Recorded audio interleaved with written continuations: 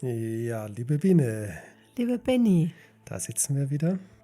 Heute sprechen wir über ein erstmal banal erscheinendes Thema. und dabei das eigentlich das Wichtigste überhaupt mit Liebe zusammen, Genau, das Vertrauen. das Vertrauen, ja. Wo würdest du denn da ansetzen, um dieses große Spektrum des Vertrauens, was es auch in der heutigen Zeit tatsächlich für eine Bedeutung hat, zu erklären? Also spirituell würde ich da ansetzen, dass wir einfach in dem goldenen Zeitalter leben, in der neuen Zeit, in der dritten Zeit, wo die Energien dieses unseren Planeten nach Hause zurückholen, nur funktioniert mit Liebe und Vertrauen. Also das ist eigentlich der wichtigste Ansatzpunkt.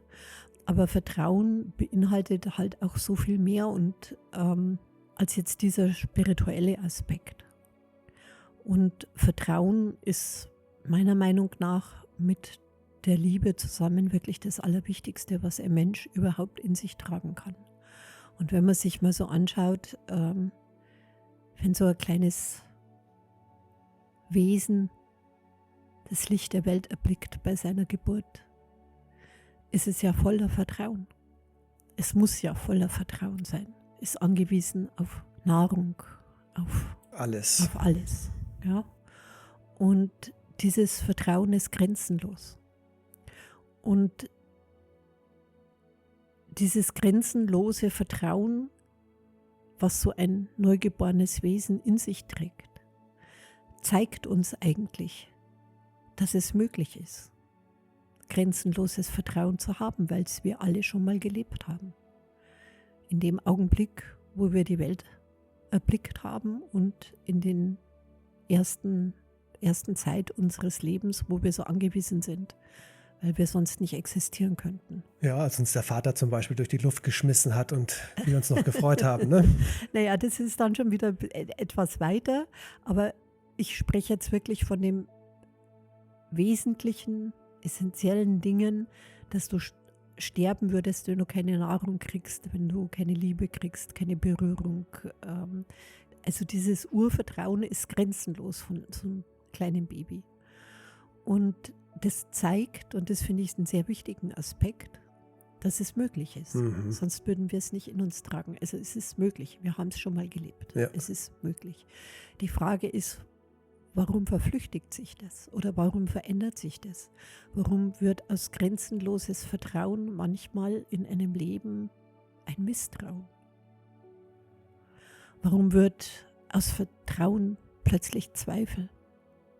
Was passiert in einem Leben, dass so etwas möglich ist? Weil von der geistigen Welt, also von der Ursprünglichkeit und von dem göttlichen Attribut, ist es nicht vorgesehen.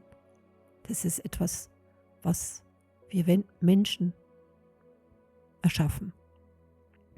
Und da ist halt die Frage, woher kommt es? Warum ist es so? Was willst du sagen? Ja, es ist doch eigentlich klar. Das ist das, was jedem passiert, wenn das Leben, also nur mal ein ganz kleines Beispiel, das Kind liegt dort und schreit und wird nicht gehört. Und das passiert einige Male, dann reagiert es natürlich darauf. Ne? Und sobald dann der Verstand halt auch dann da ist, der kommt ja erst später dann, fängt man halt an, sich dann irgendwelche Brücken zu bauen, den Verstand zu nutzen und vom Gefühl wegzugehen. Okay, das ist eine Sichtweise und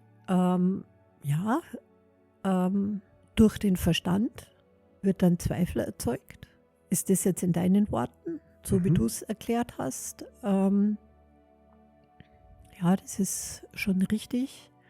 Ich glaube aber, dass Vertrauen sehr viel mit Erwartung und Bewertung zu tun hat.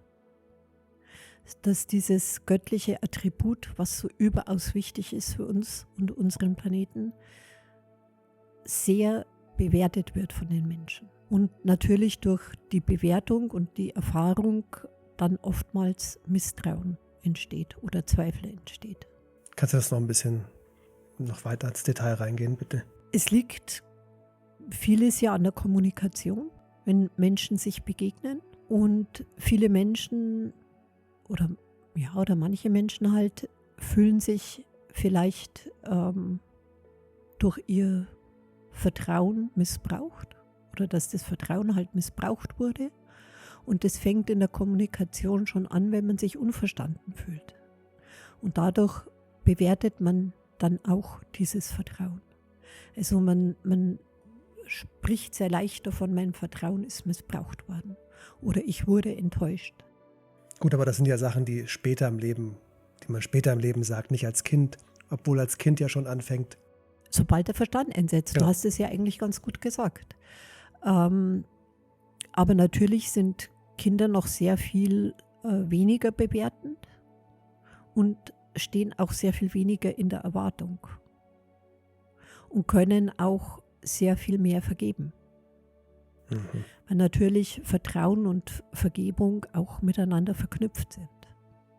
Aber ich persönlich glaube jetzt mal, dass es auch viel damit zu tun hat, dass man sehr vorschnell etwas bewertet, was der andere Mensch vielleicht gar nicht so gemeint hat oder gar nicht erzeugen wollte. Und ich sage es jetzt einfach mal so, mein Vertrauen ist wirklich grenzenlos. Also ich vertraue wirklich ganz viele Menschen, auch Freunde, ja, sagen oft zu mir, dass das auf irgendeine Art auch naiv ist. Also das geht jetzt nicht nur um Spiritualität, sondern ich vertraue auch so. Also ich vertraue einfach. Ich glaube aber, dass eben dadurch, dass ich so vertrauen kann, meine Offenheit mich auch ausdehnt. Also wenn du vertraust, das macht immer offen und weit, Zweifel macht immer eng und klein. Und wenn ich mich entscheide oder entscheiden möchte, was ist besser für mich, dann ist Offenheit und Ausdehnung immer besser als wie klein und eingeengt sein. Also so würde ich jetzt mal vertrauen, oder zumindest für mich. Für dich, ja. Ja, es ist für mich halt so. Und ich glaube, dass die Erwartung, was das Wort Vertrauen auslöst, auch sehr groß ist bei den Menschen. Und die Angst, die damit verbunden ist, was es bedeutet, wenn eben dieses Vertrauen vielleicht missbraucht wird. Also ich kenne so viele Menschen, wirklich, Benny, die sagen zum Beispiel, ja, also ich nehme erstmal lieber immer das Schlechte an, weil dann kann ich nicht enttäuscht werden. Mhm. Oder ich kenne einen Menschen, der mal gesagt hat, wenn es am schönsten ist, soll man aufhören. Wirklich. Ja. Wer sagt denn sowas? Wer sagt denn sowas, ja? Und ich finde es halt nicht. Ich finde genau das Gegenteil. Also ich finde, wenn irgendetwas besonders schön ist in meinem Leben, dann höre ich doch nicht damit auf. Also dann mache ich doch da weiter. Und ich erwarte auch zuallererst mal immer das Beste in meinem Leben. Und dass es nicht immer so ist und erfüllt wird, also das kenne ich ja natürlich auch. Ja? Und ich kenne auch, dass mal Vertrauen missbraucht wird. Das ist mir auch schon passiert und enttäuscht und so. Aber ich bringe das nicht mit dem grundsätzlichen Vertrauen in Verbindung. Das finde ich ganz wichtig. Also für mich, ich kann immer nur für mich sprechen und Vertrauen ist ja auch etwas sehr Persönliches. Also wie gesagt, wird sehr bewertet. Jeder empfindet es auch etwas anders. Aber nur weil jetzt in meinem langen Leben schon mich einige Menschen vielleicht enttäuscht haben oder ich etwas erfahren habe, was mich schmerzt oder gequält hat, wie auch immer man das nennen möchte, verändert nichts an mein grundsätzliches Vertrauen gegenüber allen Menschen und der Spiritualität. Niemals. Das ist bei mir nicht. Und ich finde, das sollte auch bei keinem Menschen so sein. Weil ein Mensch mit Vertrauen ein ganz anderes Leben führen kann. Ist sehr viel mehr mit Liebe verbunden. Ich kenne auch Menschen, die sehr verbunden sind mit Ängste. Also Angst, Geld zu verlieren, Angst, den Partner zu verlieren, Angst vor Krankheiten, Angst vor Verlust, wie auch immer, so möchte ich nicht leben. Also das hat bei mir nicht viel Platz in meinem Leben. Wenn klar gibt es auch natürlich, ich habe auch mal Ängste, so ist es nicht. Also bin ich ja kein Guru, der über alles erhaben ist. Natürlich kenne ich das auch. Aber das Grundattribut des Vertrauens ist immer in mir. Immer. Wirklich immer. Und macht dann natürlich auch Sachen, die für andere Menschen erstmal naiv erscheinen oder ganz komisch erscheinen oder aber ich mache es einfach, weil ich vertraue. Das ist schon etwas sehr Wichtiges und das Attribut in der heutigen Zeit, jetzt spirituell gesehen, ist ja auch genau das Attribut, was wir brauchen, um das 5. Element zu aktivieren, um die Energie auf dem Planeten auszudehnen. Ich meine, die ist jetzt schon sehr ausgedehnt, aber das geht halt alles nur mit Vertrauen. Und Vertrauen ist auch immer verknüpft mit dem Attribut Mut. Ist auch sehr wichtig, weil Mut gehört auch dazu, zu vertrauen. Gerade in der Spiritualität. Ist vielleicht noch ein bisschen was anderes, als wie wenn man jetzt im Alltag Menschen vertraut oder seinem Leben vertraut oder sich selbst vertraut. Ist das Vertrauen zur Spiritualität, glaube ich, bei ganz vielen Menschen noch sehr viel schwieriger, weil es ja etwas ist, was man nicht greifen kann, was man nicht sozusagen bewiesen bekommt. Aber es ist außerordentlich wichtig. Möchtest du jetzt gerne mehr auf den spirituellen Aspekt eingehen, oder? Ich finde, beides ist sehr wichtig. Also das eine kann nicht getrennt voneinander funktionieren. Also ich könnte mir nicht vorstellen und ich finde es auch nicht gut. Also wenn man jetzt sagt, ich vertraue den Menschen nicht, aber ich vertraue der geistigen Welt, das passt ja nicht zusammen. Also man braucht, glaube ich, im Leben schon ein gewisses Urvertrauen und Vertrauen gegenüber dem Leben, um in der Spiritualität das allumfassende Vertrauen auch fühlen zu können. Und warum brauchst du jetzt unbedingt das Vertrauen, um das 5. Element zu nähren oder damit es sich manifestiert? Also wir haben ja einen Podcast gemacht über das Prosonodolicht, der Erlösungsenergie, warum Jesus überhaupt auf Erden war. Und das ist ja auch sehr verknüpft mit dem Attribut des Vertrauens. Und da war ja das mit dem Zweifel. Genau, das hast du ja das letzte Mal eben nicht erzählt, das hast du ausgelassen. Warum? Er hat ja etwas nicht geschafft. Jesus hat ja damals etwas nicht geschafft. Weil er verraten wurde, hat er gezweifelt, das habe ich schon gesagt. Genau, und was daraus resultiert ist für die Zeit danach, darauf bist du dann nicht mehr eingegangen, aber das könntest du ja eigentlich jetzt machen, ne? Was daraus entstanden ist oder was darauf gefolgt ist, war, dass eben wir Menschen dieses Vertrauen praktisch weiterführen, also diese Spuren der Liebe folgen. Und um solche Spuren der Liebe zu folgen, braucht es halt nun mal dieses Vertrauen. Es ist sehr schwer zu erklären, weil ich möchte jetzt auch nicht den Eindruck erzeugen, wenn jemand spirituell ist und vertraut und mal zweifelt, dass dann alles gleich kaputt ist. Jesus war Gottes Sohn, das ist etwas anderes. Ja? Das war eine andere Art von Zweifel, als wir jetzt die Menschen auch manchmal Zweifel haben. Also durch den Zweifel, das finde ich jetzt auch ganz wichtig, kann man wieder ins Vertrauen gehen und erzeugt auch manchmal dann noch tieferes Vertrauen. Das, was man in Religionen auch Glaube nennt, wäre alles bewiesen oder alles, dann bräuchte es gar keinen Glauben und bräuchte es auch keine Philosophie, es bräuchte gar nichts. Und das ist aber ja nicht so und deswegen braucht es eben diese Attribute, um diese Liebesenergie zu nähern. Es geht ja letztendlich darum, dass Liebesenergie, die universelle Liebe, das 5. Element genährt wird. Und die Frage ist, wie nährt sich dieses 5. Element?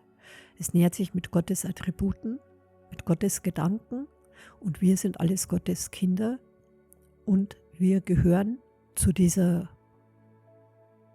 Lichtfamilie auf diesem Planeten und nähern mit unseren Gedanken, mit unserer Liebe, mit unseren Attributen, nähern wir das 5. Element.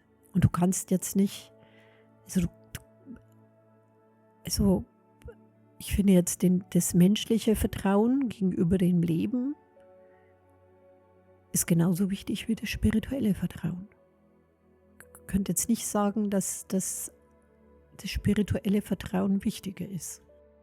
Du hast ja mal erzählt, dass es vor der Inkarnation von Jesus gar nicht um Vertrauen gegangen ist, so wirklich. Ja. Da ging es einfach nur die Entscheidung für oder gegen das Licht, oder? Genau. Und erst ab Jesus durch diesen Zweifel, den er gehabt hat, ne, wenn ich es richtig wiedergebe, wurde ja auch gesagt, ihr werdet das Werk vollenden. Mhm. Das heißt, wir Menschen, die danach kommen, sind dafür da, um die Energie des Vertrauens zu nähren. Genau. Oder? Genau. Und das geht natürlich nur dann, wenn wir eben nicht verbunden sind mit allem, was ist, sondern vertrauen und glauben müssen, weil uns nichts anderes übrig bleibt. Sehr profan, aber ja, es stimmt. Ja, genau. Und was ich jetzt auch noch ganz wichtig finde, es geht jetzt ein bisschen weg vom Vertrauen, aber ich finde es jetzt als Information für die Menschen vielleicht ganz wichtig, weil die Frage ja auch ist, es hat ja Nyris schon begonnen, wo man einfach gemerkt hat nach Atlantis, also allein mit spirituellen Fähigkeiten kommen wir nicht weiter. Es muss eben etwas mit Emotion, mit Gefühl sein, also mit Liebe, Vertrauen und göttlichen Attribute, dass sich die Energie ausdehnen kann. Und mit Jesus dachte man, wird das vollendet werden. Und jeder Mensch auf unserem Planeten, jeder, gleich welche Religion er auch lebt, in welcher Kultur er auch hineingeboren worden ist, trägt diesen Samen oder diesen Funken von Jesus. Es wird nur anders genannt. Ja, die einen nennen es, weiß ich nicht wie, also kann alles Mögliche sein, aber da wir alles Gotteskinder sind und alles eine große Menschenfamilie sind, tragen wir auch alle denselben Gottesfunken in uns. Also wir tragen einmal den größeren Gottesfunken in uns, der die Essenz von allem ist, was wir sind. Und dann tragen wir einen kleinen Gottesfunken in uns, das ist die Ausschüttung von Gottes Arten. Was Jesus ist, der zum Mensch geworden ist, wie man das dann nennt oder benennt, das ist egal. Wichtig ist dieser Funke. Und den gilt es halt jetzt zu nähern und zu leben, um das zu vollbringen, zu vollenden, was in der damaligen Zeit von Jesus eben nicht vollendet worden ist. Du redest vom Christus selbst eigentlich, oder? Als diese zweite Flamme? Ja, das sind halt... Ich versuche es halt nur für eine Sprache, für all diejenigen, die jetzt noch nicht so drin... Genau. Also es ist halt sehr schwierig, weil ich möchte ja gerne einfach auch den Menschen verständlich machen, dass es so viele unterschiedliche Religionen mit verschiedenen Namen gibt, aber dass letztendlich wir alle das Gleiche in uns tragen, egal wie wir es nennen. Wir brauchen halt Worte, um etwas zu verstehen, und ich als Medium kann jetzt nur in unserer Kultur, in unserem Kulturkreis, werden diese Töne und Namen verwendet, die wir verstehen. Aber was ich sagen will, ist, dass jeder Mensch, wenn man sich die Lichtkörper anschaut, von Menschen, egal welche Religion, sind die Lichtkörper gleich. Echt jetzt? Ja. Also das ist mir halt wichtig. Ja, dass das jetzt nicht eine bestimmte Religion ist, sondern dass es ein energetischer Funke ist. Etwas, was wir mit unseren Tönen benennen und lieben. Und eben diese Liebe weitergeben. Und dazu braucht es halt Vertrauen. Es braucht großes Vertrauen. Und dieses Vertrauen ist etwas, also so Wesentliches wie die Liebe auch In der Jetztzeit. in der Jetztzeit. Weil in Atlantis war es ja tatsächlich nicht der Fall. Weil es eine andere Zeit war und andere Begebenheiten waren. Ja, da könnten wir jetzt wieder daran anknüpfen, an den Kommentaren, wie wir es im vorletzten Podcast oder was gesagt haben, die Kommentare, dass mir natürlich bewusst ist, dass in der Kürze eines Podcasts es auch mal zu Verwirrungen kommen kann oder die Menschen das auch nicht verstehen, weil die Zeit nicht reicht, um wirklich alles zu erklären. Und da war zum Beispiel mal ein Kommentar, wo eine Frau geschrieben hat, das war für sie nicht stimmig, weil Spiritualität und Gefühl, das gehört zusammen und wenn das nicht ist, dann war das für sie nicht stimmig. Verstehe ich schon, dass man dann so denkt, aber das war halt nun mal eine andere Zeit und wir glauben halt wirklich als Menschen, ich glaube, ich habe das auch in einem Podcast erwähnt, wir projizieren auf andere Inkarnationen die Bilder, die wir heute in uns tragen, also die Gefühle, die wir auch in uns tragen. Die wir kennen, ja. Die wir kennen. Das müssen wir ja natürlich auch. Also wir können ja nicht plötzlich ganz neutral sein. Also das machen wir, das ist auch zum gewissen Punkt auch richtig. Aber es stimmt halt nicht für alle Inkarnationen. Also man musste tatsächlich auch sich erfahren. Das ist ganz wichtig. Auch Jesus hat sich erfahren. Man muss sich erfahren. Und in Atlantis war diese Erfahrung, was Emotion betrifft, halt nicht wichtig. Da war allein die Fähigkeit der Spiritualität, bist du fürs Licht oder bist du für die Schattenseite. Und so wird mit dem Licht wird die Energie ausgedehnt. Darum ging es in Atlantis. Ja, macht absolut Sinn. Ja. Kann man sich gut reinfühlen heute.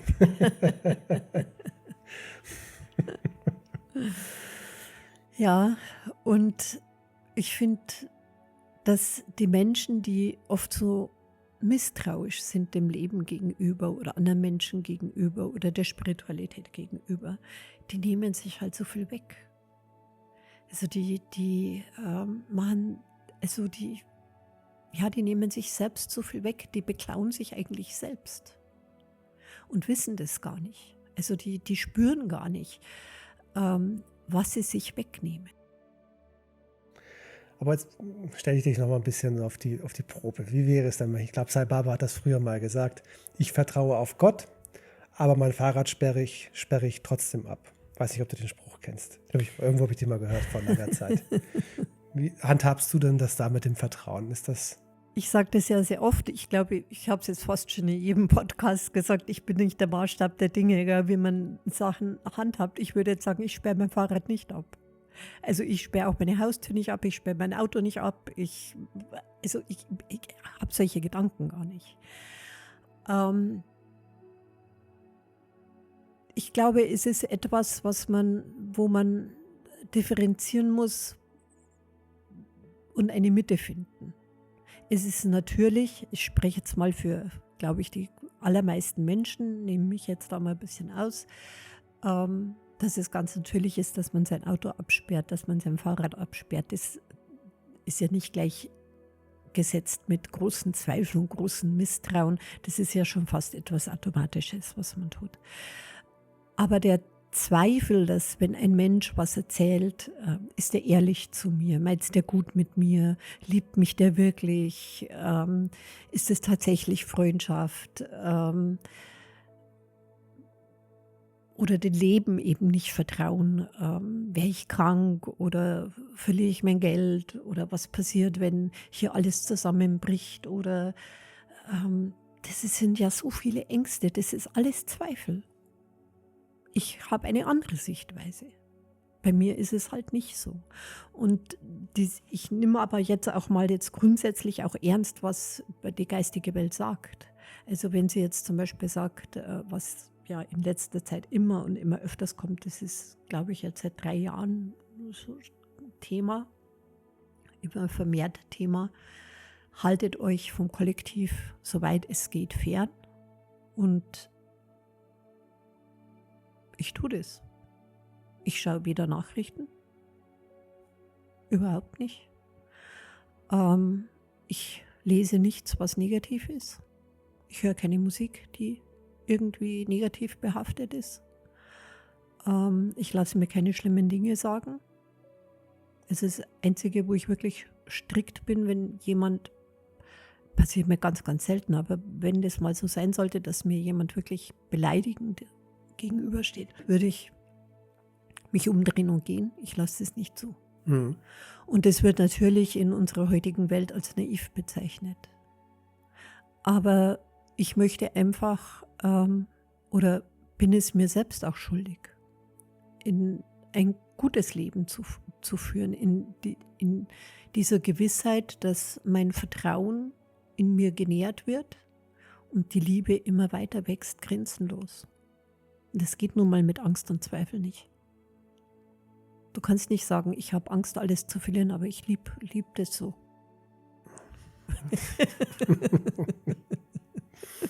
Ja, geht halt nicht. Gell? Man muss sich dann entscheiden und dieser freie Wille, den wir haben, den wir mitgekriegt haben,